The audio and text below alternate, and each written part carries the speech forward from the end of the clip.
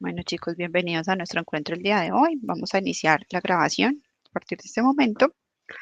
Eh, Quisiera iniciar preguntándoles cómo les ha ido con el taller, si ya lo han ido trabajando, si hay alguna duda, inquietud, o si todavía no han empezado.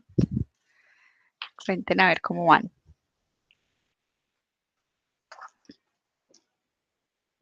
Bien, profe, que tenemos que tener plata para invertir. Ah, bueno, entonces va bien con el taller. Esa es la conclusión hasta ahora, bien. Aquí vamos viendo como otro universo desde el punto de vista financiero, que no es como tan el debe y el haber, tan en el estado financiero, sino que vamos a ver como otro paralelo. Eh, Realmente, muchachos, el contenido teórico de todo este aspecto del mercado de valores, títulos valores, es amplio, ¿cierto? Entonces, por eso les dejé como ese tallercito en la parte teórica para que ustedes lo trabajen. La idea es que hoy sea casi que nuestro último encuentro teórico.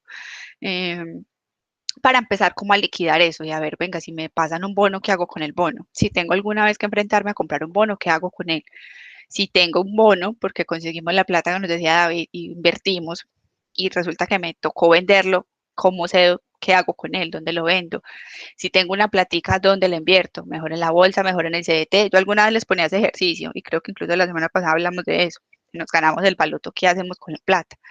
Entender a modo general esos conceptos financieros es muy importante. Entonces, digamos que ese es el objetivo también de esto.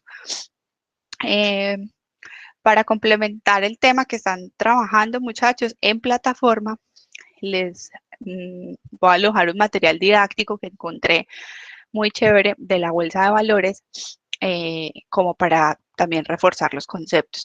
Quisiera que de pronto el significado o lo que haya allí en el taller no lo tomen de este material. ¿Por qué? Porque está muy simple, muy resumido, pero está chévere para reforzarlo, ¿cierto? Pero la intención del taller es que profundicen bastante en el concepto teórico, entonces igual se los voy a dejar allí. Hay algunas cosas que pueden estar en el taller que van a encontrar en ese material, pero la invitación es a que busquemos un poquito más, que investiguemos un poquito más a fondo los conceptos, que de verdad no está de más, les va a servir mucho para su vida futura. ¿Vieron el video de cómo funcionan las inversiones? Sí, profe. Listo, bueno. Voy entonces a iniciar con la presentación. Vamos a hablar hoy cositas que de pronto han leído por ahí en el taller. Me confirman porfa si ahí ya ven mi pantalla.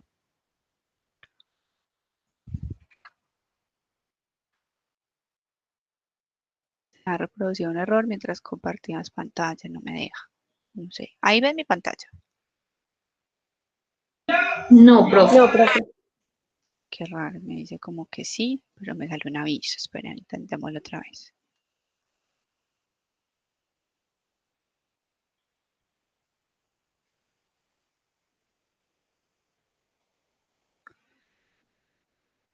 Ahí como que sí.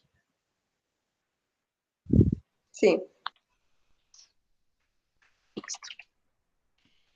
Bueno, entonces una de las preguntas o temas que vamos a abordar son los títulos valores.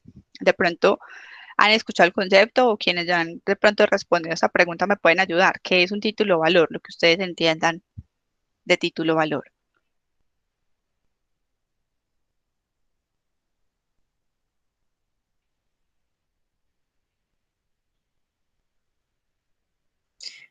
Profe, un Dale, documento que se puede hacer efectivo, que puede convertirse en dinero.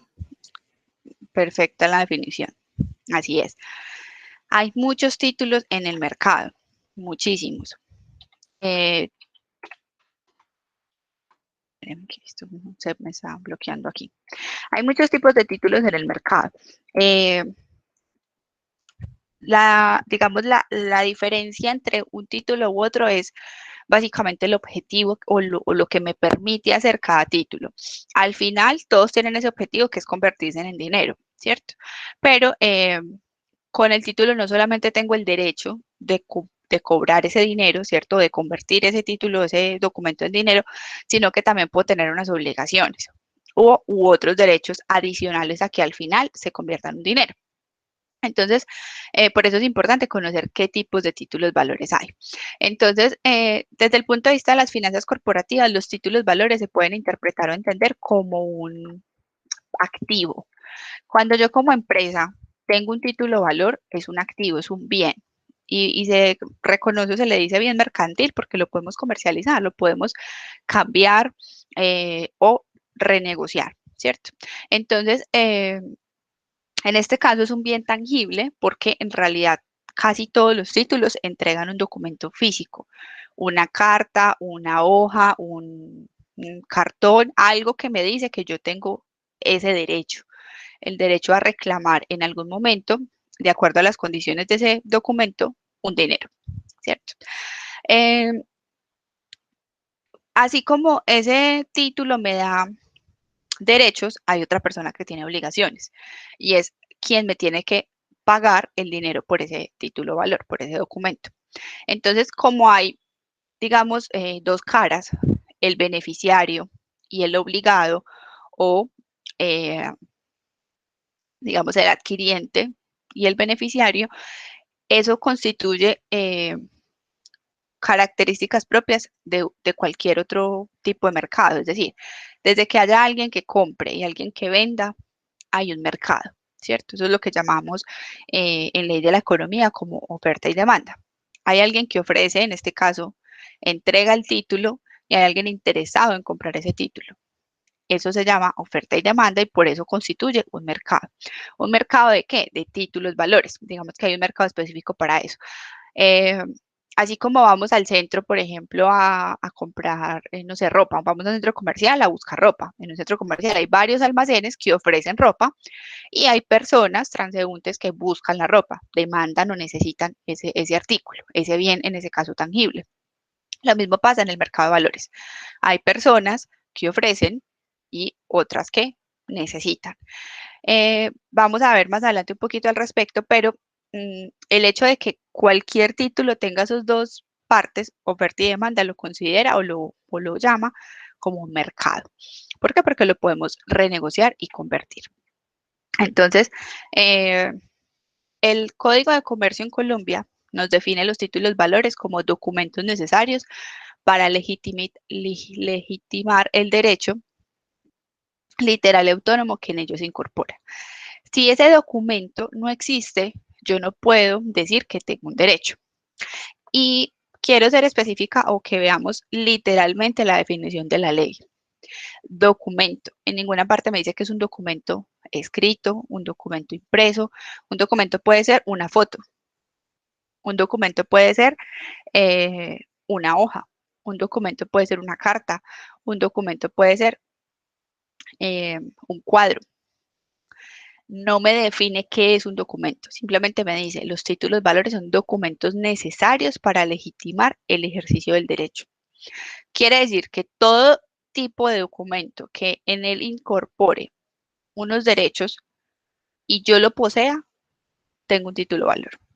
Con ese documento, sea cual sea su denominación, foto, carta, pagaré, cheque, como lo queramos llamar, me hace de, digamos, beneficiario de unos derechos, lo cual lo convierte en un título valor bajo la ley colombiana. Por eso, como la definición es tan amplia, documentos necesarios para legitimar, existen muchos tipos de títulos valores. Tienen que tener requisitos básicos, independientemente de la forma del documento. Y hablo también de la foto hoy especialmente porque estamos muy en el tema de las herramientas tecnológicas. Entonces, antes abríamos un CDT y teníamos que ir hasta la oficina del banco y en la oficina del banco nos daban como una cartica, una hoja que decía certificado de depósito a término y el valor, bueno, unos requisitos y como el color del banco, el logo del banco, no sé qué. Hoy yo puedo abrir un CDT desde mi celular. ¿Y qué me llega? Un correo donde dice que Natalia tiene un certificado de depósito a término de tanto dinero, tanto valor, ta, ta, ta. Y eso igual es legítimo. Entonces ya cuando hablemos de documento no nos imaginemos la típica hoja o la tradicional hoja de papel, sino que ya podemos hablar de cualquier tipo de documento en herramientas incluso tecnológicas como fotos, correos electrónicos, eh, que hoy son completamente válidos. ¿Cómo sabemos que ese es válido? Es lo que necesitamos identificar. Cualquier título tiene que tener unos elementos fundamentales, que son los que vemos ahí en negrilla. La clase del título de valor. Siempre me tiene que decir qué tipo de título de valor es. La cuantía. No me gano nada con tener un documento que diga que tengo un certificado de depósito a término y no tiene el valor. No tengo cómo liquidarlo. El lugar del pago. Eso especialmente o es muy necesario en los pagarés, en las letras de cambio. Porque si no dice el lugar de pago, pues no hay obligación de en qué momento, en qué lugar se debe dar el pago. Digamos que si no se especifica en el título de valor, alguien puede entender que el lugar de pago es un traslado a la cuenta. Y otra persona puede entender que el lugar de pago es una entrega física del dinero en un lugar determinado geográficamente. Entonces, por eso no pueden haber lugares como interpretación, ¿no? El título de valor tiene que tener las condiciones claras. Entonces, clase de título de valor, el monto o la cuantía, el lugar y la forma de pago. El plazo y tiene que tener firma las personas obligadas. ¿Quién es el obligado? Las dos partes. El que entrega el dinero y que recibe un título de valor a cambio de ese dinero y espera al final devolver el título y recibir su dinero de vuelta con un rendimiento específico, ¿cierto? Esas firmas son obligatorias. Miren que en ninguna parte me dice firma litográfica. Hoy también existen las firmas digitales. Entonces, no podemos, digamos, irnos taxativamente a buscar que ahí tiene que tener un papel la firma física, ¿no? Hay muchas formas de usar hoy firmas electrónicas o digitales. ¿Listo? ¿Qué más tenemos que encontrar o tener en cuenta en los títulos de valor? Entonces, la clase de títulos de valores que existen. Aquí hay tres principales. Ustedes en su trabajo han buscado más, han encontrado más,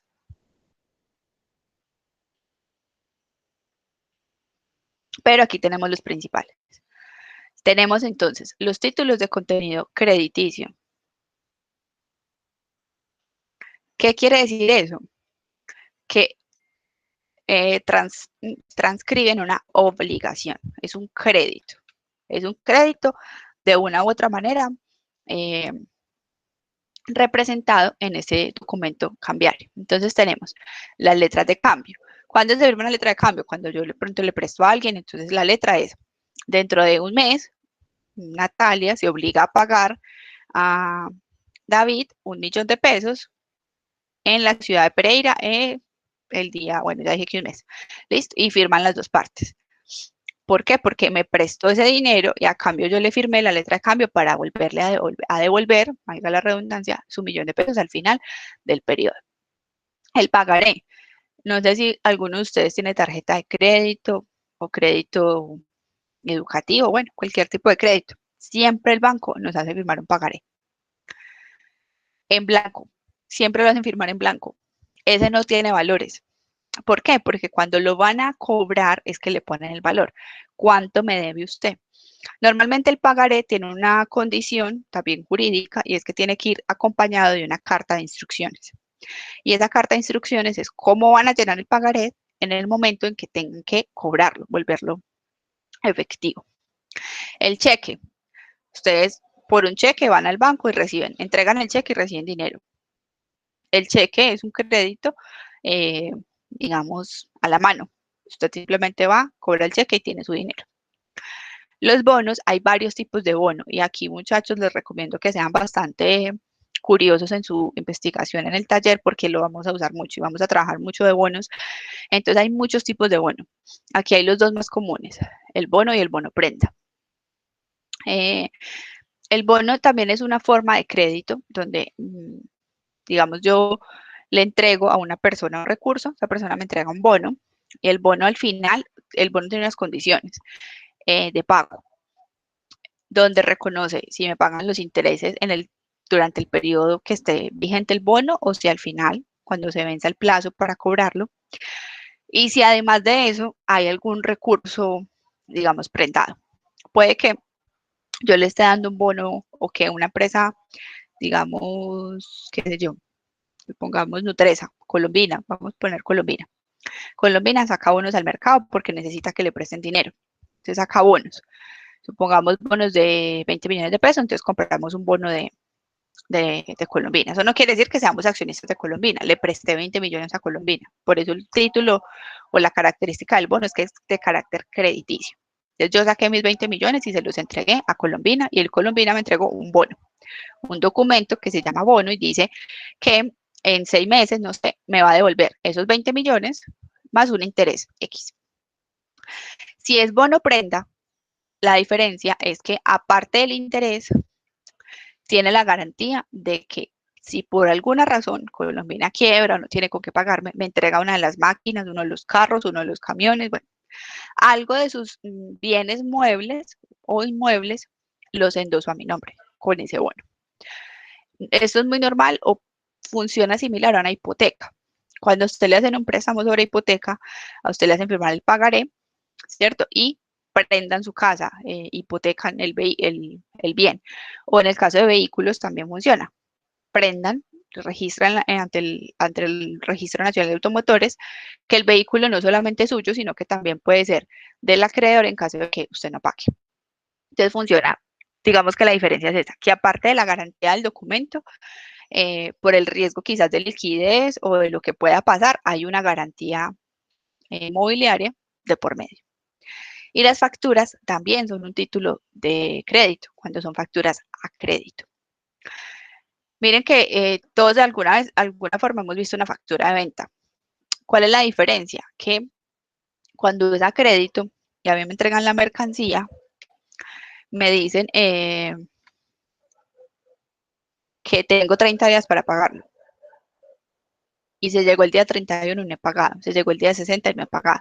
Con esa factura firmada y aceptada las condiciones de préstamo, se pueden hacer cobros jurídicos. Entonces, por eso el título es de contenido crediticio, porque sirve para ejercer el derecho de cobro del dinero que en él se incorpora.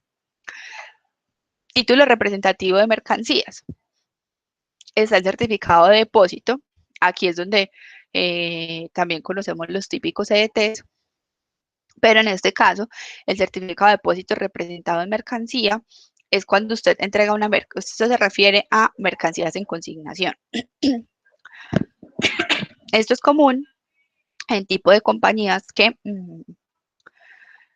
entregan, digamos, hay una modalidad que se llama comercio en consignación. Entonces, supongamos no sé, los computadores. Voy a poner un ejemplo que ya hoy casi no aplica, pero así funcionaba hace unos años.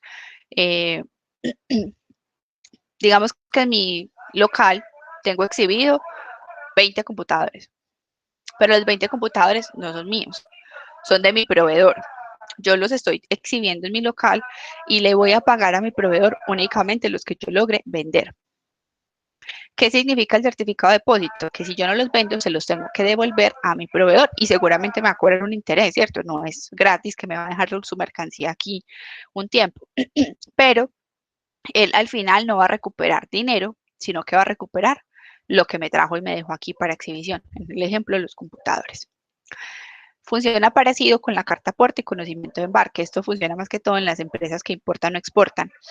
Cuando uno importa mercancía del exterior, digamos que ese proveedor extranjero me deja en el barco que va a trasladar la mercancía hasta mi puerto de llegada.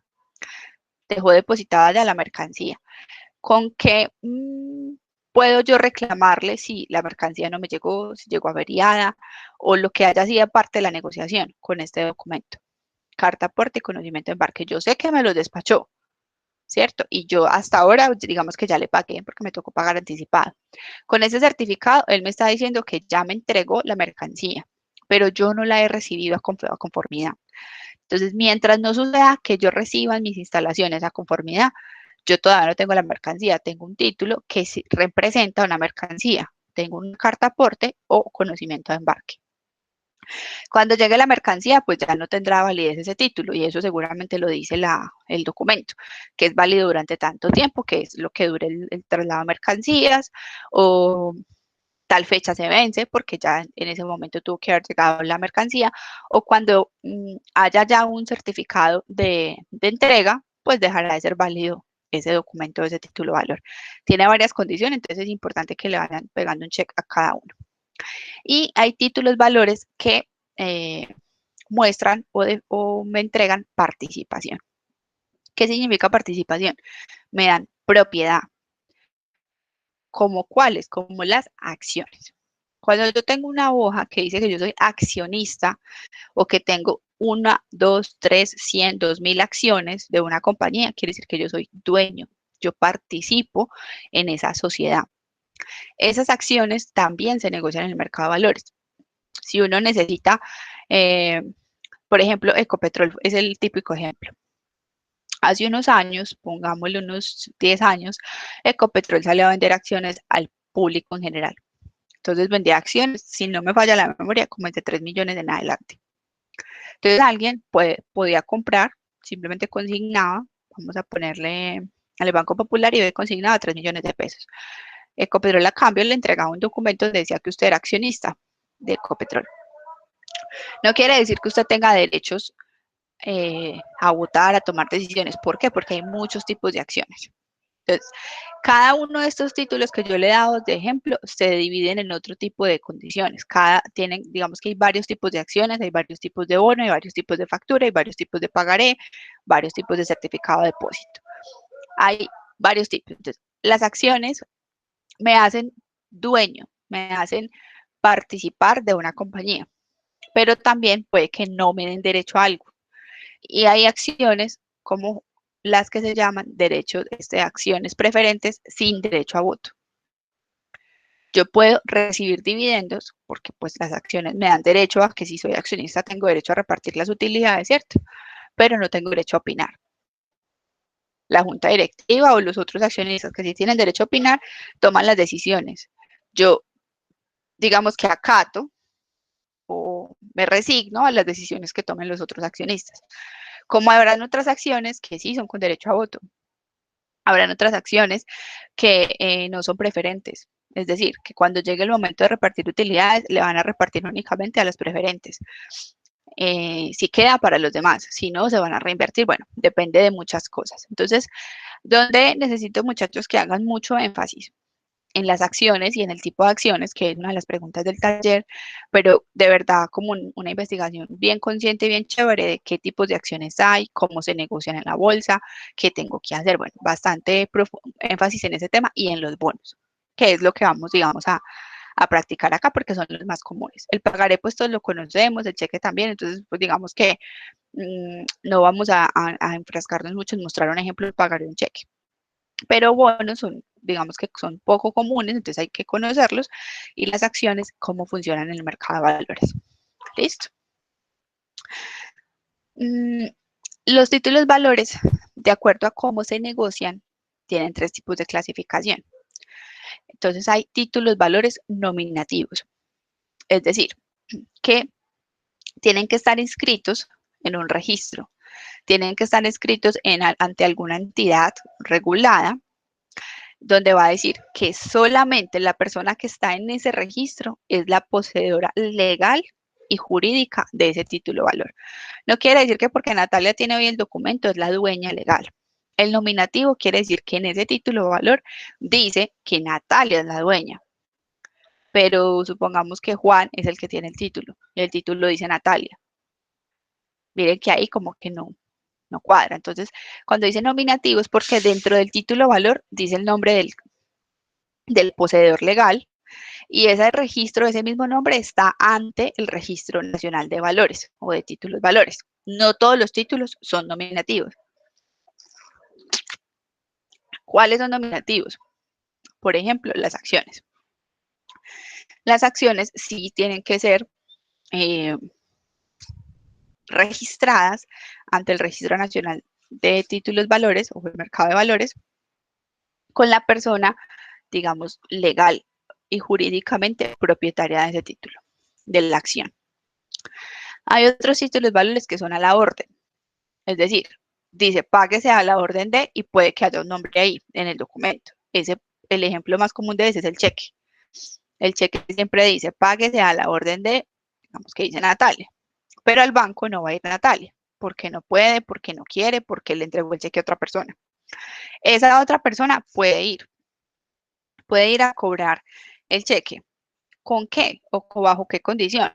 Porque en la parte de atrás del cheque, Natalia lo endosó. El cheque tiene digamos, unos casillas, unos campos en su reverso, donde dice endosado a o endosado a favor de, y firma Natalia, en el ejemplo que les daba, y se lo entrega a otra persona.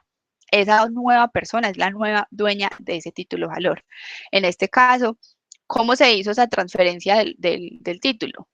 Entregando el documento físico, en el ejemplo, entregando el cheque y endosándolo. A veces los endosos son diferentes, ¿cierto? En el ejemplo que les daba es el cheque. Yo puedo también endosar un pagaré.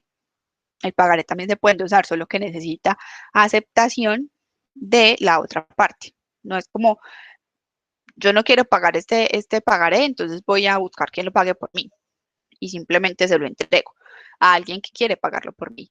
Pero el acreedor tiene que aceptar ese cambio. Entonces, no todos se pueden ceder, no todos los títulos de valores se pueden ceder, pero los que sí necesitan obligatoriamente el endoso. Y finalmente están los títulos de valores al portador. ¿Qué quiere decir al portador? Al que lo tenga. El que tenga el documento es el dueño legal. Ese tipo de títulos de valores es muy peligroso porque si a uno se le pierde, pues perdió ese derecho de cobrar ese dinero. Casi no suelen manejarse mucho o manipularse mucho eh, ese tipo de títulos. Hay otros por el riesgo de que pues se pierda. Un tipo de título valor al portador también es el cheque. Lo que pasa es que eso le han, digamos, dado, cerrado la brecha jurídica, que si a mí se me pierde el cheque, pues simplemente quien se lo encuentra lo puede cobrar. ¿Cómo funciona un cheque para que eso pueda sucederse? Y es que el cheque tiene en su parte, digamos, frontal, dice páguese a. Y si en ese páguese a no le colocaron el nombre por error, porque apenas lo estaban haciendo, lo que sea, ese título de valor pues se vuelve el portador porque no tiene nombre. Entonces cualquier persona lo puede cobrar. Pero si el cheque dice páguese a Natalia Vargas, solo Natalia Vargas o el endoso de Natalia Vargas va a permitir que ese cheque se pueda cobrar. Es un título muy riesgoso y la verdad cada día menos se utilizan ese tipo de títulos al portador. Ahora años también existían los CDTs al portador. Entonces el CDT no decía a nombre de quién era, porque era un tipo de título de valor que existía. Lo que pasa es que poco a poco se ha ido dejando de comercializar, porque por el mismo riesgo. Si usted perdía el CDT o lo botaba, pues el que se lo encontraba y lo cobraba, entonces imagínese. Entonces ya casi no existen esos tipos de títulos de valores al portador, pero pueden existir. Pueden existir y son legalmente válidos. ¿Correcto? ¿Alguna duda hasta aquí, chicos, con los títulos de valores? ¿Conocen alguno?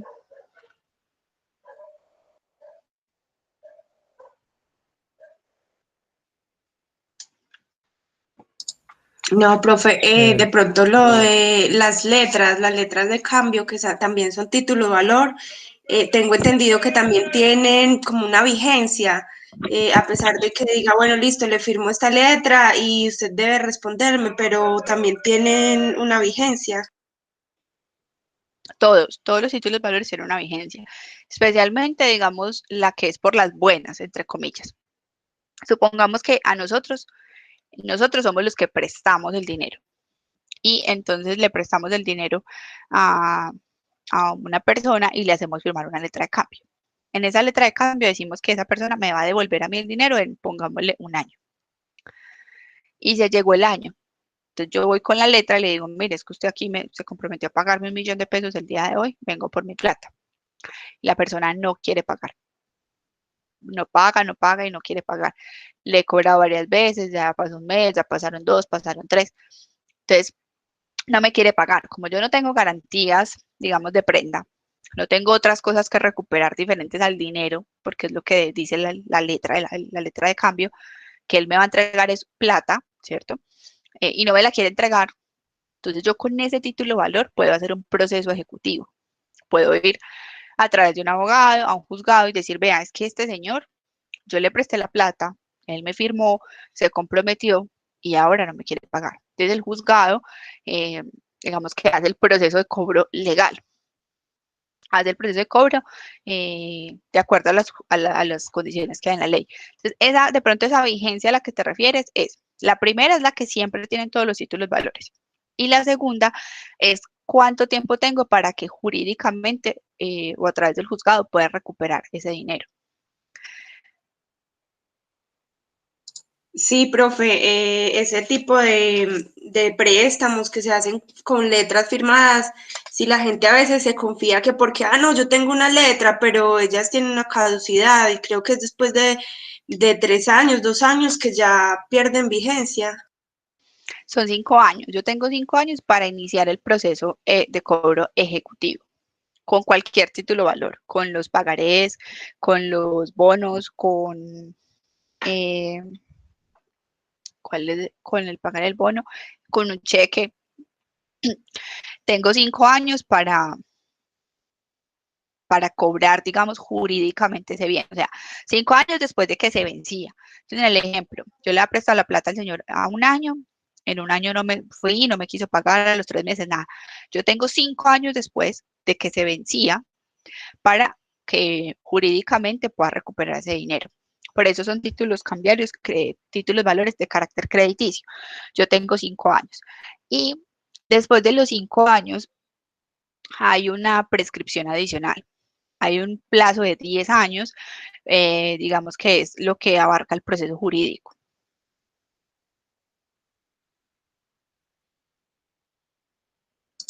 Listo, profe, gracias. Vale. Hola, yo iba a hacer una pregunta.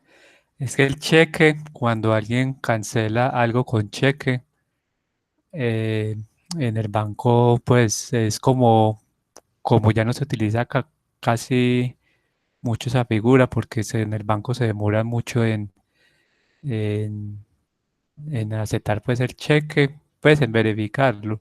Y muchas veces viene está sin fondos, entonces ese no sé. Bueno, incluso mira, ahí hay varios tipos de cheques. Hay cheques que permiten sobregiro para ese caso de, de que pagué y de pronto no tenía fondos en la cuenta, entonces el banco te presta porque no tenías con qué pagar ese cheque. Hay otros tipos de cheques que no permiten sobregiro, hay otros cheques que no permiten pago en efectivo, sino consignación, digamos que son los cheques cruzados. Hay muchos tipos de cheques, pero en general, eh, lo que tú dices que se demora no es, digamos, el pago, sino el canje interbancario. Cuando el cheque, digamos, es de la entidad Bancolombia, qué sé yo, en la cuenta originaria de los fondos de donde va a salir el dinero del cheque es de Bancolombia. Y me están pagando a mí un dinero y resulta que yo tengo la vivienda. Entonces van y consignan ese cheque en mi cuenta de la vivienda, pero como no es del mismo banco, entonces tienen que confirmar con el otro banco que sí tenga los recursos y eso es lo que nos dice Henry que se demora más o menos, se demoran 3 días hábiles. Entonces, si por ejemplo, si tú consignas un cheque un viernes y es festivo, pues digamos que yo realmente no recibí el dinero, me voy a demorar 5 o 6 días en recibir el dinero en mi cuenta. Eh, entonces, digamos que esa lentitud sí hace que uno prefiera que no le paguen con cheque, porque pues imagínese si uno necesita la plata ligero y se queda 5 días esperando a que le entre la plata. Pero además, también hay un tema y es que si yo no tengo autorizado sobregiro y yo entregué un cheque y no tiene fondos, eso se constituye o se cataloga como un fraude financiero. Y eso es un delito incluso que depende de las condiciones y digamos las obligaciones que yo tengo. es un delito incluso que puede dar prisión hasta creo que es de 1 a 3 años, no tengo muy claro el tema. Depende de las, digamos, cosas que esté dejando de pagar o de lo que esté haciendo. Por ejemplo, entregarle un cheque sin fondos al Estado, no lo reciben. ¿Qué pasa o cómo se curan las empresas para evitar eso? ¿Qué hacen? Piden cheques de gerencia, que es otro tipo de cheque. ¿Qué significa el cheque de gerencia? Que el banco le congela los recursos de la cuenta de la persona que está girando el cheque para garantizar que cuando lo vayan a cobrar sí tenga dinero. Eso es lo que pasa. También hay cheques posfechados, y es que le entregan usted un cheque hoy, pero usted no le puede cobrar hasta la fecha que le dice el documento. Le dice, páguese a fulanito de tal el día, no sé, 28 de marzo. Entonces usted tiene que esperar hasta el 28 de marzo para cobrar ese cheque. Así lo tenga usted hoy y lo tenga todo el mes. Como está posfechado, tiene una fecha posterior, no se puede cobrar hasta la fecha que dice ahí. En ese caso, la recomendación siempre será recibir un cheque de gerencia, porque es el que me garantiza que la persona siempre vaya a tener fondos. Sin embargo, como les digo, girar un cheque sin fondos es un delito de fraude, un delito que se cataloga como fraude y puede ir en prisión incluso pues hasta no recuerdo si es 1 a 3 años, pero es pues un tema delicado. ¿Por qué? Porque está regulado. Todo el tema de los títulos valores están regulados en el mercado.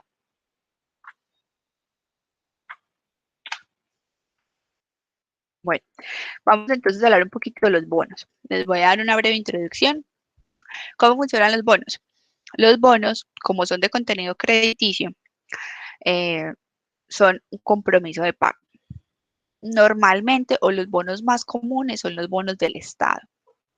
Los bonos que puede expedir un municipio, una gobernación, una alcaldía, una entidad pública, como el Banco de la República, como el Fondo de Valores, como la Procuraduría, como bueno, todas las entidades que son públicas tienen, digamos, autorización por la forma en que funciona el mercado de valores, ahorita les voy a mostrar un poco la estructura, para expedir bonos. ¿Y qué son los bonos? Son un compromiso de pago donde cualquier persona natural o del común le entrega un dinero a una entidad oficial, en este caso una entidad del Estado, a cambio de un recurso. En Colombia hace unos años ya permiten que algunas empresas generen bonos, pero antes era únicamente el Estado quienes lo podían hacer. Eso tiene mucha razón de ser, y es que si las empresas, digamos, no cumplen con ese compromiso de pago y no pagan los bonos, eso va generando un impacto en la economía a nivel general. Un impacto que puede hacer que el sistema financiero colapse. Entonces, por eso en Colombia la superintendencia es quien, la superintendencia financiera es quien autoriza quienes emiten bonos. Por línea general o en línea o en primera instancia son las entidades estatales, especialmente alcaldías, gobernaciones o incluso la nación. Hay bonos de la Tesorería de Colombia, o sea, de la República de Colombia. Yo no sé si ustedes alguna vez han escuchado que hoy vale más un bono en Venezuela que, pues, que no tiene sentido. De hecho, Venezuela le debe a Colombia mucho dinero en bonos del Estado, porque hace unos años, pongámosle 30 años atrás, 40 años atrás, cuando Venezuela expedía bonos de la República de Venezuela, pues se vendía muy bien en el mercado porque tenía muy buena economía con que pagarlos. Pero Venezuela entró en un proceso de impago y no paga sus bonos, no los paga hace muchos años. Colombia es uno de los perjudicados. ¿Qué pasa cuando un país no reconoce o no paga los bonos? Digamos que se van cerrando puertas a nivel internacional. Entonces, si el país no paga los bonos, el Estado no paga los bonos que emitió, eso genera como una alerta a nivel internacional. No le prestan dinero, lo van como bloqueando, porque ese país va a empezar a quiebra. Y de hecho eso pasó con Grecia hace unos años, unos más o menos 5 años, que toda la Unión Europea se alió para rescatar a Grecia. Hicieron reacuerdos, hicieron refinanciaciones. ¿Por qué? Porque el hecho de que un país no pague sus obligaciones de bonos, su economía está colapsada. Eso significa crisis financiera. Y lastimosamente, en el caso, por ejemplo, de Colombia, o qué pasó con la región latinoamericana, Venezuela está en crisis y eso no solamente afectaba a Venezuela, nos ha afectado a todos los que estamos a su alrededor. Lo mismo pasó en Europa con Grecia. Cuando Grecia entró en crisis financiera, no era solo Grecia, se iba a llevar por delante a toda la Unión Europea, es decir, toda Europa.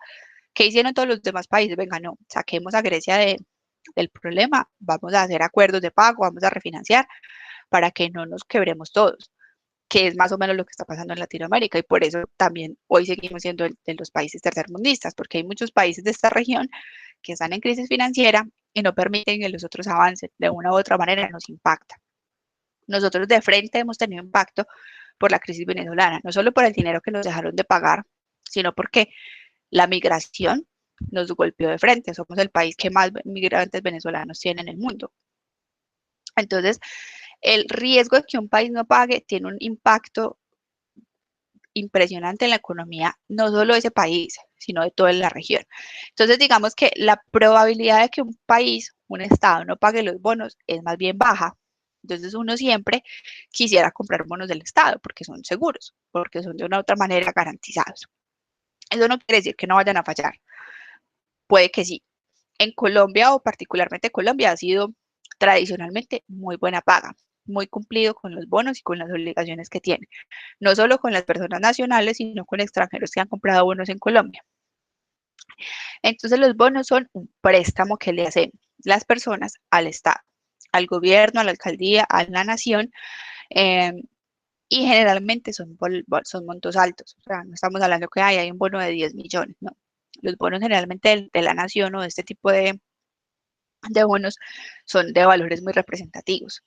Estamos hablando de montos muy altos, lo cual también genera intereses bastante altos. No me hace dueño de la nación. El hecho de yo tener un bono de, supongamos, de la alcaldía de Pereira, no quiere decir que yo soy dueño de la alcaldía o que tengo un derecho en la alcaldía de Pereira, no. Yo le presté una plata a la alcaldía de Pereira y a cambio de esa plata me pagan unos intereses y en el bono decimos que no sé, en 15 años me van a pagar el dinero. Otra característica de los bonos es que suelen ser a periodos largos, 10 años, 15 años, 20 años. Pocas veces o es poco común encontrar bonos a un año, a 3 años, no. Normalmente estos bonos son a largo plazo. ¿Por qué? Porque los proyectos para los cuales los usan, pues son de muchos años. Normalmente el Estado, como municipios, gobernaciones o la nación, genera bonos o expide bonos para proyectos de infraestructura. Entonces son carreteras, por ejemplo, que duran 5 años. El túnel de la línea que duró 26 años, no sé cuántos años. Son para proyectos largos. Entonces, por lo mismo, no los van a pagar en el corto plazo.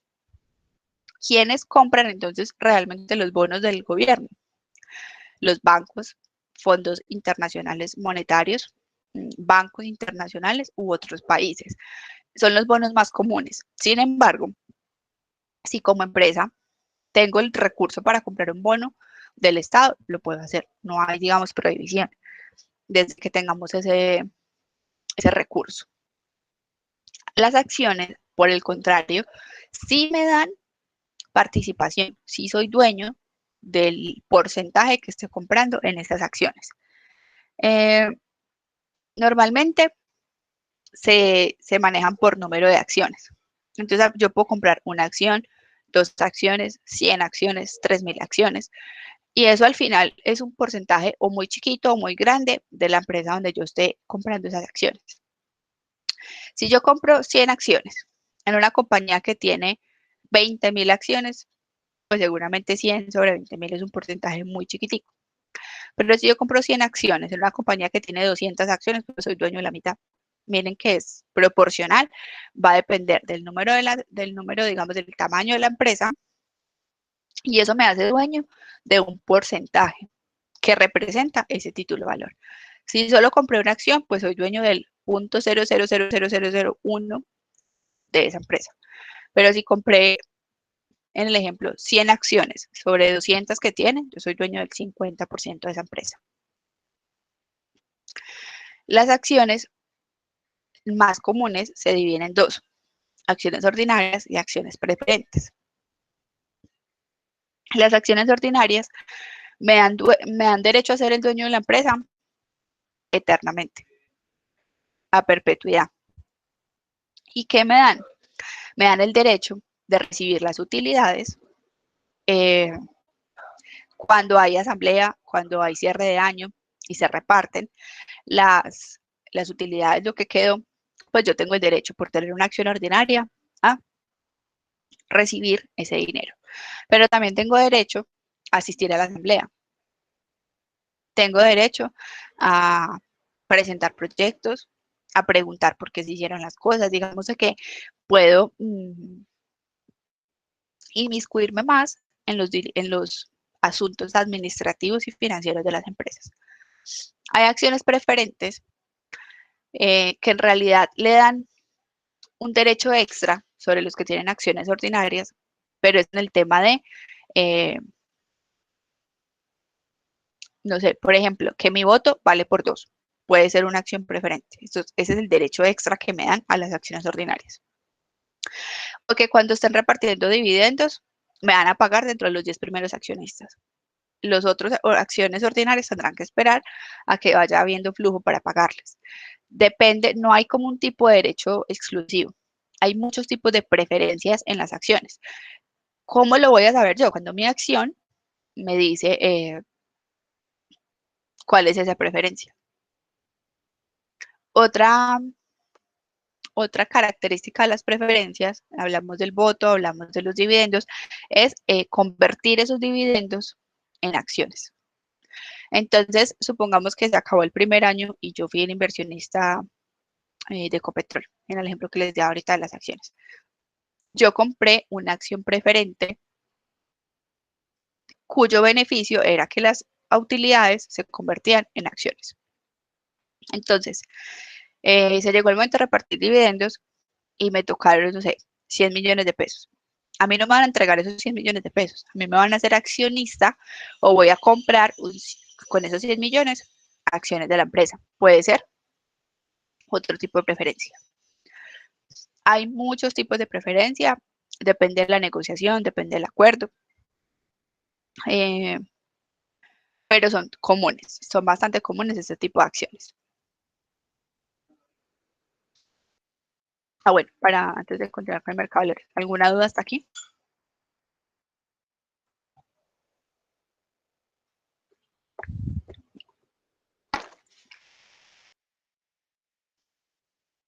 Bueno, entonces vamos a hablar de ese mercado de valores. ¿Dónde es ¿Cuál es el mercado de valores? Donde se negocian los títulos valores. En Colombia, ese mercado de valores tiene dos divisiones, digámoslo así. El mercado primario y el mercado secundario. O mercado principal o segundo mercado. Son las formas de conocer cómo se divide el mercado de valores. Como les decía ahora, el mercado de valores es donde hay oferentes y compradores de títulos valores. Entonces hay varias categorías. Depende de si yo soy oferente o si soy demandante. Normalmente esas categorías son emisores, es decir, los que ofrecen los títulos valores, inversionistas, los que demandan títulos valores, y hay una tercera figura, que son los intermediarios. Es muy común la figura de intermediarios. Entonces en Colombia tenemos esas tres categorías. En Colombia ese mercado de valores está regulado. No es que cualquier persona puede ir a la bolsa o cualquier persona puede comprar en la bolsa o cualquier persona puede ser intermediario en la bolsa. No, hay unas condiciones que se deben cumplir, por eso dice que está regulado y supervisado. Se permite libremente que hayan inversionistas o que hayan emisores, siempre y cuando cumplan con esas condiciones de la regulación. ¿Quién entonces es el que regula o cómo funciona? Tenemos el sistema financiero, los bancos. Entonces los bancos tienen el mercado monetario, donde todos tenemos nuestras cuentas de ahorro, el mercado de capitales, que es este mercado de valores, tiene el mercado de divisas, donde intercambian moneda extranjera. En el mercado de capitales, que es donde nos encontramos nosotros hoy, está los dos tipos de mercado, el intermediario o el que no es bancarizado y no necesita intermediarios. El intermediario, que son los que hablamos en la parte superior, los tres tipos de categorías, emisores, inversionistas e intermediarios, está el banco. O sea, los bancos en Colombia son los intermediarios del sistema del mercado de valores. ¿Quiénes son emisores e inversionistas? Pues todos los demás. Los bancos son los intermediarios. Los bancos crearon unas figuras, digamos, como otras empresas, digamos, bajo su nombre o su figura de banco para ser intermediarios del mercado de valores. Entonces es así donde conocemos Valores Bancolombia. O sea, Bancolombia es el banco, pero la entidad o la parte del banco que se encarga de negociar el mercado de valores se llama Valores Bancolombia. Lo mismo existe Valores Banco de Bogotá, existe Valores Banco Colpatria. No todos los bancos son intermediarios, la mayoría. O se unen con otros bancos para ser los intermediarios. ¿Cómo funciona toda esa regulación? Entonces resulta que por allá en el año 2005, en Colombia, el Congreso aprobó esa ley de mercado de capitales o mercado de valores, es lo mismo. La reglamentación de esa ley que el Congreso aprobó en el 2005 ha venido cambiando mucho y tenemos hoy, digamos que la más vigente está desde el 2010, que es el decreto 2555. Ese decreto reglamentario es el que nos dice quiénes pueden ser intermediarios, qué requisitos necesitan, cuánto tiempo pueden ser, quiénes pueden ser emisores, qué condiciones tienen que tener, pues porque no es como cualquier persona simplemente sale y dice, vea, yo quiero vender un bono o quiero vender una acción. Hay que tener unas condiciones que me dice ese decreto reglamentario y crearon la Superintendencia Financiera, entre muchas otras funciones, para controlar precisamente ese Registro Nacional de Valores. Entonces, que las personas o las empresas que cotizan en la bolsa tengan con qué pagar. Si el mercado, si el Estado es el que va a sacar los bonos, pues garantiza que se paguen los intereses y que el proyecto exista, que sea real, digamos que le da una garantía a que ese dinero que se va a invertir ahí no se va a perder. Esto, muchachos, tiene el fondo que les contaba ahora. Es muy arriesgado que el mercado de valores de un país colapse. Si el mercado de capitales de un país no funciona, eso es una crisis económica a la vista. O sea, entonces, en Colombia, la Superintendencia Financiera tiene que, digamos que entre sus múltiples funciones, su principal responsabilidad es controlar que el mercado de capitales funcione adecuadamente. ¿Cómo hace eso? ¿Cómo garantiza eso? Entonces, tenemos 4, digamos, funciones principales. Primera, controlar los emisores. Cualquier entidad que quiera emitir bonos, emitir acciones en el mercado de valores, tiene que decirle a la superintendencia, autoríceme para emitir un título valor.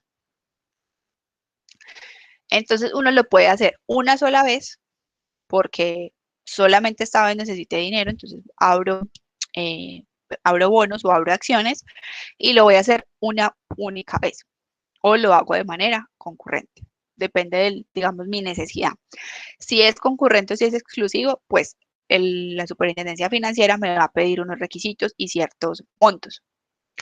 Uno de ellos, por ejemplo, es estar en NIF.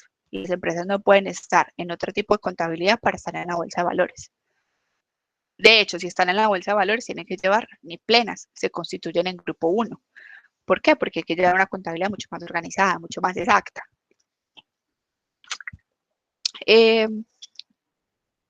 No pueden emitir bonos las empresas que hayan sido aceptadas en proceso de reorganización empresarial.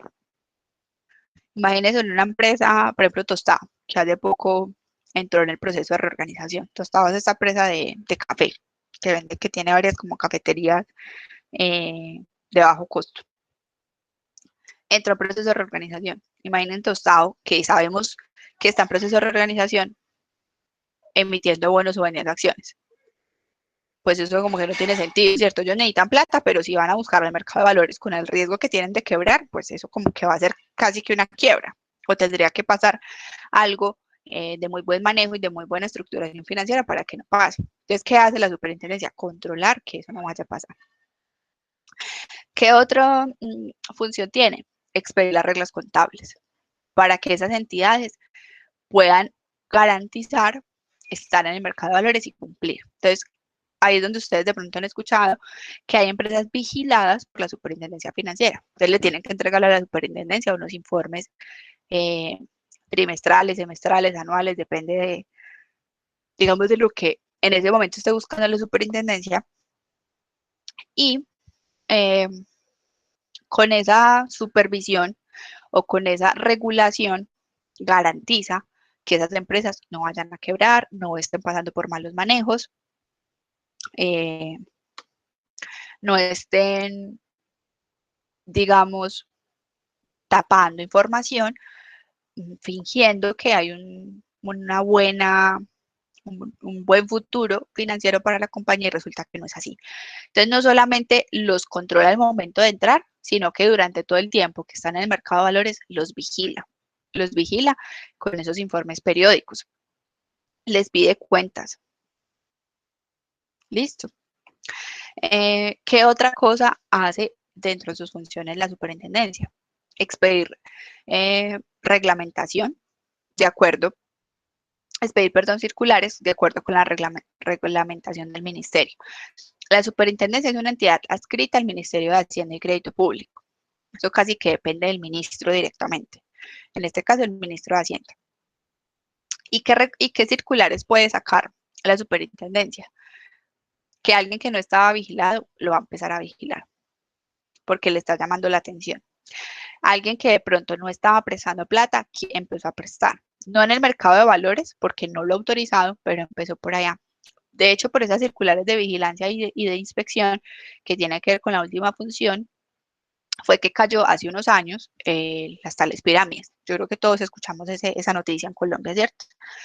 Ejerciendo esa potestad o esa función de circulares de inspección, vigilancia y manejo y auditorías, encontraron las pirámides, encontraron ADMG. ¿Se acuerdan de ese caso?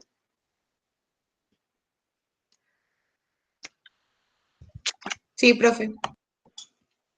¿Quién nos recuerda qué fue lo que pasó con ese caso?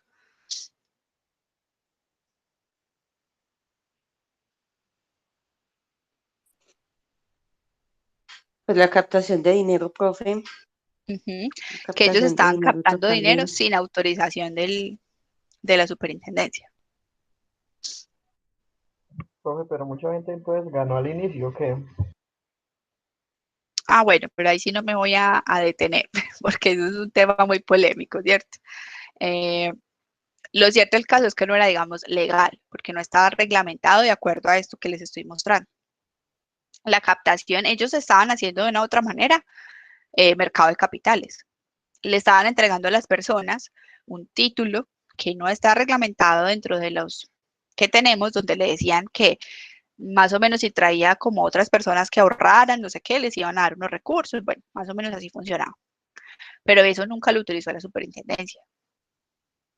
Y nunca lo autorizó porque seguramente al revisar la figura o cómo funcionaba, se iba a dar cuenta que en algún momento iba a estallar, lo que decía el compañero al principio, quizás algunos recibieron, otros no, y no iba a tener cómo responder.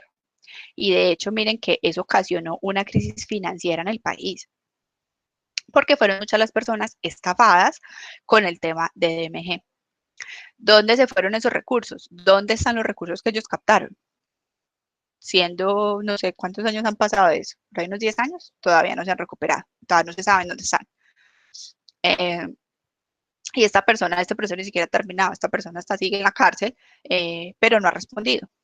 ¿Y a quién le tocó intervenir y responder? Al Estado. Porque esa crisis financiera que eso ocasionó tiene impactos directos en cómo Colombia como funciona y cómo se ve ante los ojos del mundo. Entonces, en las narices digamos, del Ministerio de Hacienda, crearon una pirámide tan grande que logró estafar a más o menos el 20% de la población colombiana. Es más o menos la estadística que lograron sacar de DMG. Lograron, no solamente con DMG, ¿cierto? Porque eso generó que existieran otras. Y hoy todavía existen. Hay muchas personas que todavía que creen en ello y lo hacen. Pero el hecho de que eso haya pasado, y por eso incluso creo que el escarmiento o la reacción a nivel internacional fue la extradición de esta persona líder de esta empresa DMG, para poder demostrarle al mundo que Colombia, entre comillas, sí tenía el control de la situación. ¿Por qué? Porque eso da una mala imagen del mercado de valores colombiano. Y si el mundo financiero empieza a desconfiar de nosotros, pues no nos van a comprar, no van a invertir en la bolsa. Eso significa que no va a entrar recurso extranjero. y eso tiene un impacto directo en la economía nacional. Entonces, la superintendencia es quizás la entidad de vigilancia más importante que tiene el país y su objetivo principal es garantizar que no pasen este tipo de casos, que no se pierda el dinero que se invierte en la bolsa, que no se pierda en el sentido de que se desaparece, por decirlo de alguna manera. Diferente es a que haya malos negocios. Entonces, ojo con eso, que no quiero que se confundan. No quiere decir que el hecho de que yo negocie en la bolsa no vaya a perder dinero. No, la superintendencia no garantiza eso, porque a su vez esas empresas, pues porque la superintendencia no tenía, por ejemplo, cómo controlar la pandemia. Y la pandemia hizo que muchas empresas que cotizaran en bolsa quebraran, cerraran. Por ejemplo, las aerolíneas. Las aerolíneas fueron una de las empresas más perjudicadas dentro de todas las que han salido afectadas con la pandemia y cotizaban en bolsa. Eso no tenía como la superintendencia controlarlo.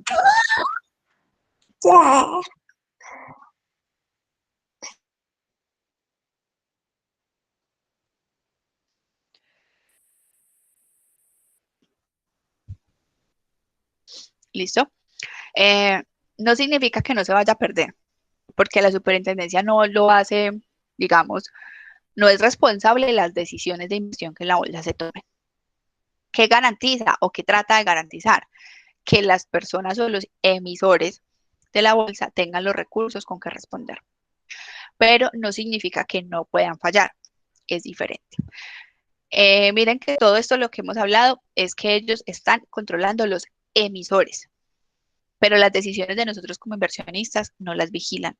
Si yo tomo la decisión de invertir 100 millones de pesos, no sé, 1.000 millones, me gané el baloto, 10.000 millones, y todos los metí en una sola empresa y esa empresa al otro día quebró, la superintendencia no es responsable de eso, porque a mí no me dijo dónde tenía que invertir. Yo como inversionista soy libre de invertir donde yo quiera, cuando yo quiera y donde lo quiera. ¿Qué garantiza entonces la superintendencia? Que las empresas que existen allí en la bolsa o las compañías que emiten los títulos de valores en realidad existen, en realidad funcionan y en realidad tienen un objetivo que es generar recursos, captar dinero, pero también pagar por esos dineros que están recuperando o recibiendo. ¿Qué tipo entonces de acciones o de sucesos pasan en la bolsa? Entonces, los inversionistas tienen opciones. Tienen opciones de invertir en el mercado de valores que se divide en dos tipos de mercado. Mercado de renta fija y mercado de renta variable. Esa también es una de las preguntas que están en el taller. ¿Qué significa el mercado de renta fija?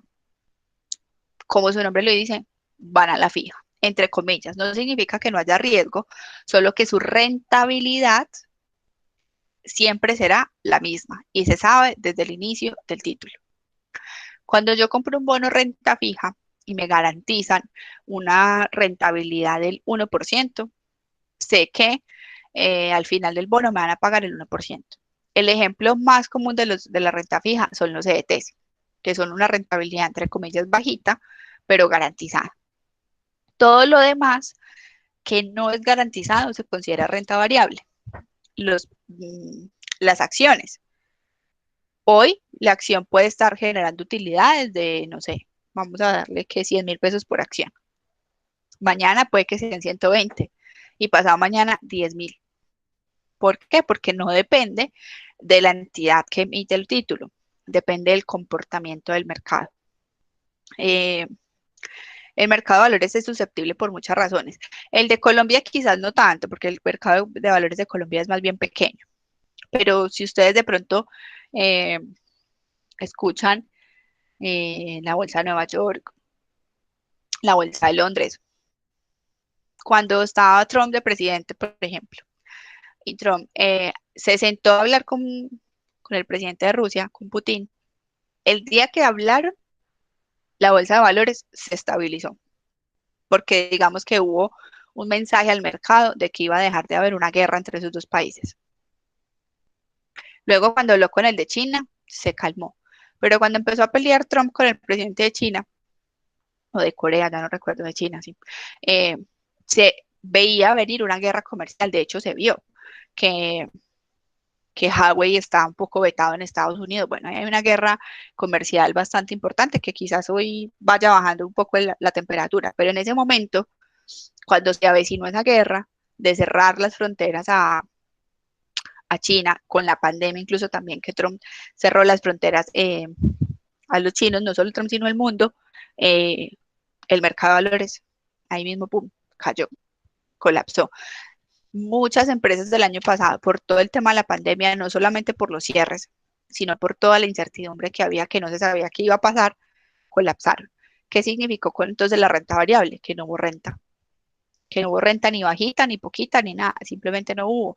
Y al contrario, las inversiones se perdieron. No todas, quizás en un porcentaje, o quizás algunos no perdieron. Eso depende del sector de la empresa, a lo que se dedicara la empresa y del tipo de sociedad, que eso lo hablamos un poco hace 8 días. ¿Qué más vemos en la bolsa de valores? Si quiero un mercado extrabursátil, casi que invertir en el mercado extranjero, o si quiero negociar transacciones reguladas aquí en Colombia, es decir, invertir en la bolsa de valores de Colombia. Chicos, ¿me colaboran con el audio, por favor? ¿O alguien me va a hacer una pregunta?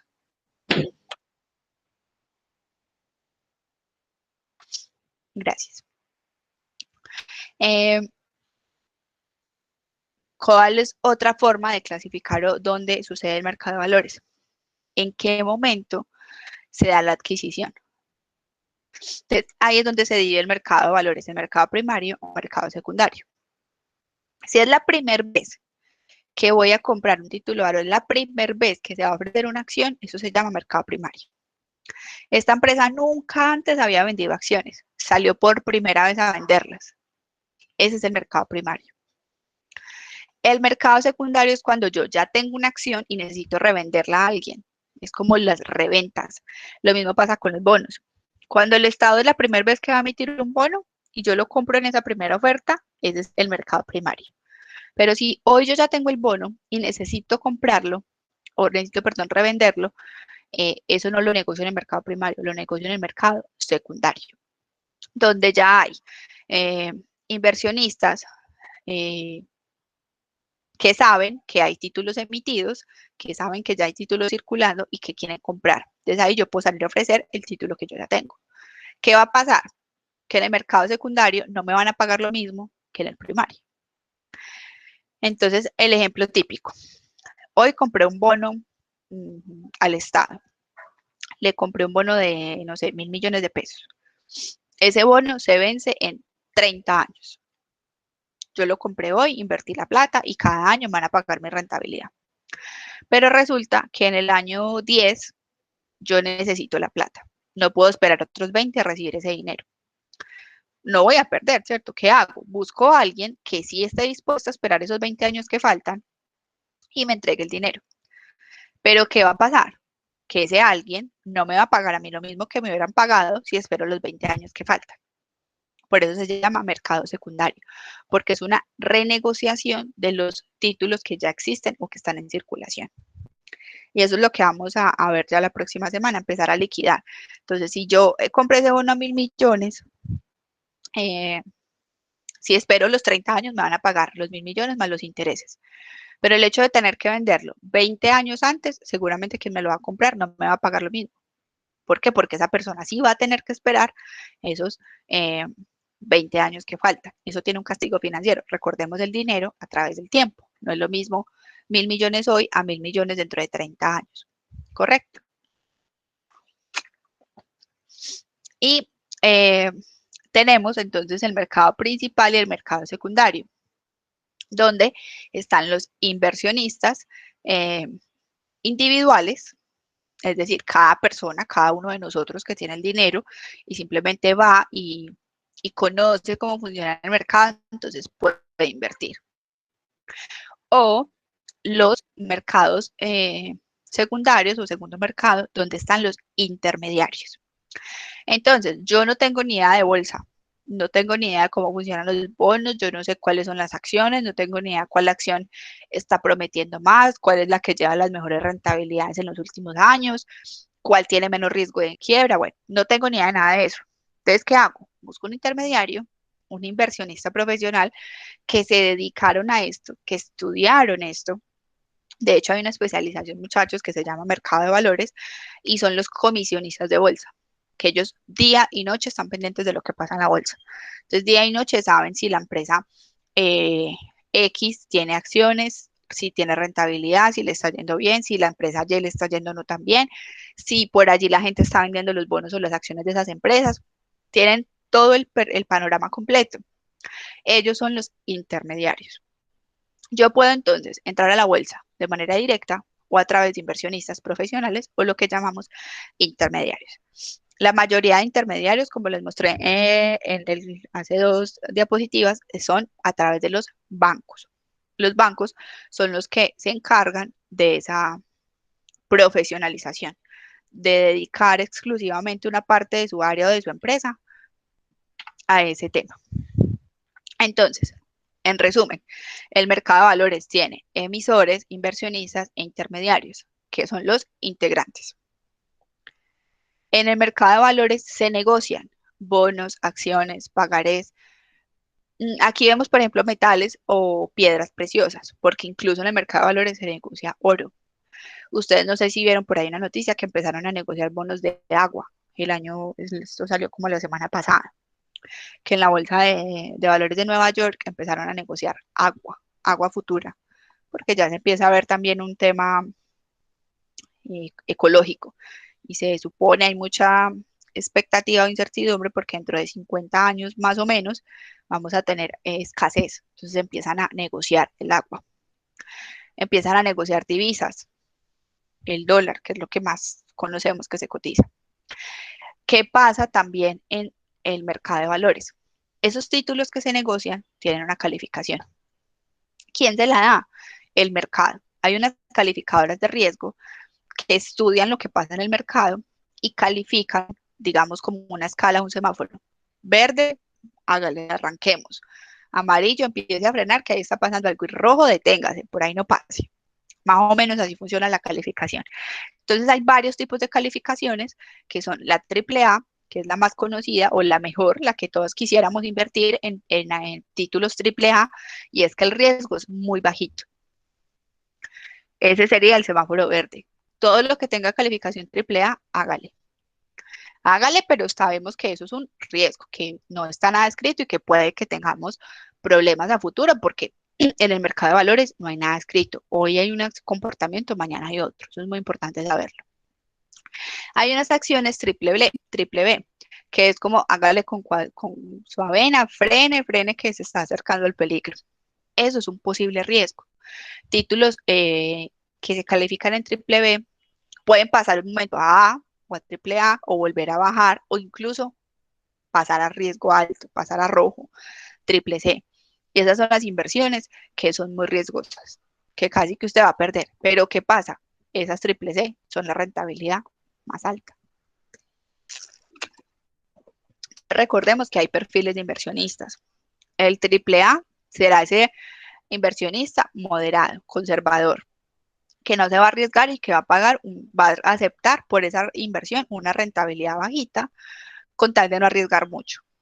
Está ese moderado que se puede arriesgar un poco, que va a ir al triple B, y está el arriesgado, el que se va a ir al triple C, porque va por la rentabilidad más alta, dispuesto a perderlo todo. ¿Y cómo funciona entonces la emisión o el proceso?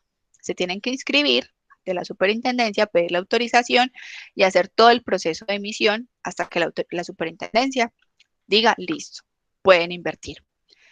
Diga, pueden invertir y los autorizamos para que las entidades que los vigilan nos acompañen. Uy.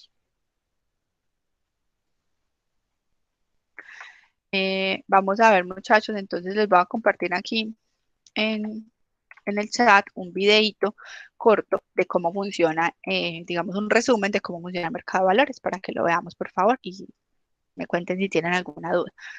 Yo lo voy a reproducir acá, lo que pasa es que ustedes no escuchan el audio, entonces para que por favor ustedes lo vean allí lo puedan escuchar.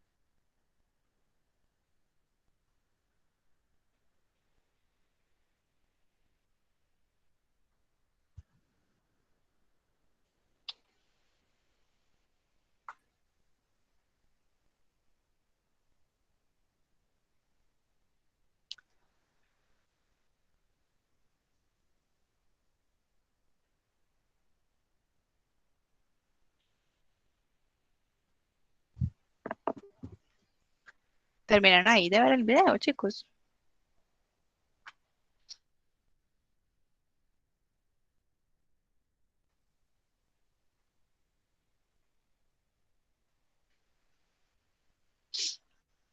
Bueno, entonces como nos decía la chica en el video, le explicaba que usted puede invertir en renta fija o en renta variable.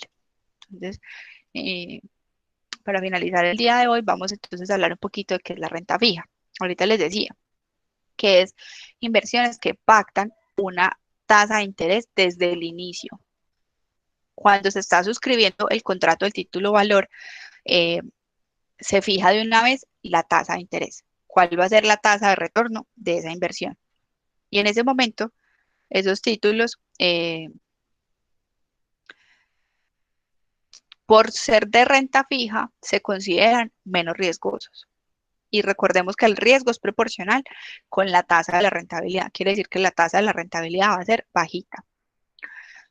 ¿Cuáles son los títulos de renta fija más comunes? Los CDTs,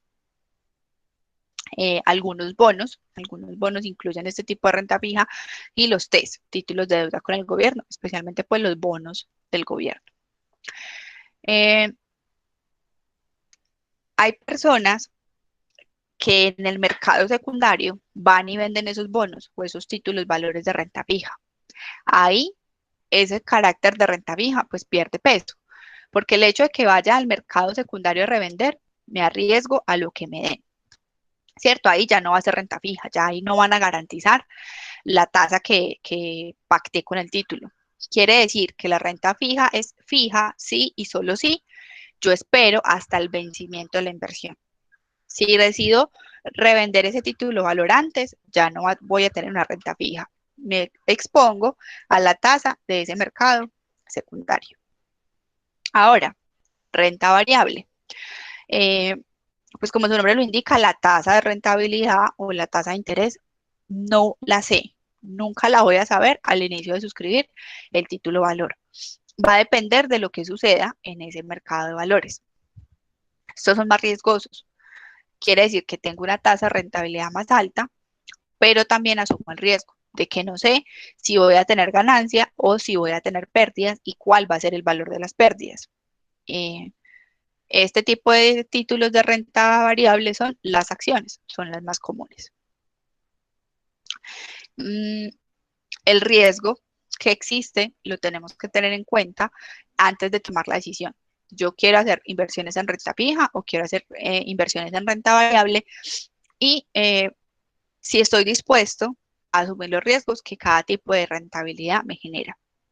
Listo, el más arriesgado siempre será el renta variable, y casi que siempre estoy de entrada sabiendo que lo que estoy invirtiendo no solamente no voy a tener rentabilidad, sino que voy a perder esa inversión, un porcentaje o toda. Voy a tener la posibilidad de que se disminuya ese capital, esa inversión, o que lo pierda todo. Entonces, digamos que depende del perfil que nos arriesgamos y sabemos cuál tipo de acción, digamos, cuál tipo de rentabilidad queremos arriesgarnos, sea la renta fija o la renta variable. ¿Dudas hasta ahí, chicos?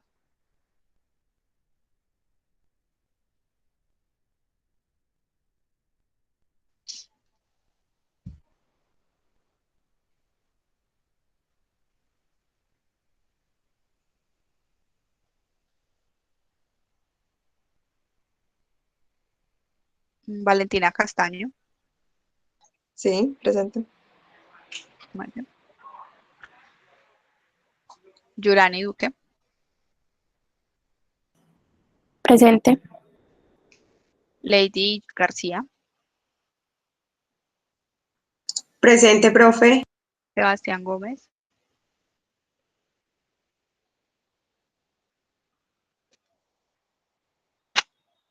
Sebastián. Henry Guisado Sepúlveda. Presente. Sí. Jonathan Ladino. Profe, una cositica. Sí. Bueno, entonces digamos que en esta renta variable es donde uno puede obtener mayores ingresos, digámoslo así, Sí. como de las más pues si uno quiere o a corto plazo no la puede tomar, digámoslo así, si yo quiero tener esto, pero lo puedo hacer a corto plazo. Sí, también hay acciones que puedo tomar a corto plazo e incluso puedes siempre una a largo plazo volverla a corto plazo. ¿Cómo así?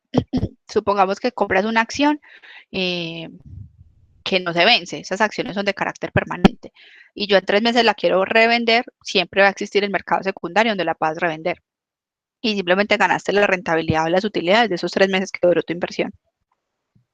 Es posible, Ya. Ah, listo, listo. con gusto. Paisuri Ospina, Presente, profe. vale. David Rivera, Profe, presente. listo. Diana Marcela Ruiz, Presente, profe. listo. Nini Joana Serna, Presente. listo. Y Paola Silva, Presente, profe. listo. Chicos, de pronto alguien de los que está presente nos llame.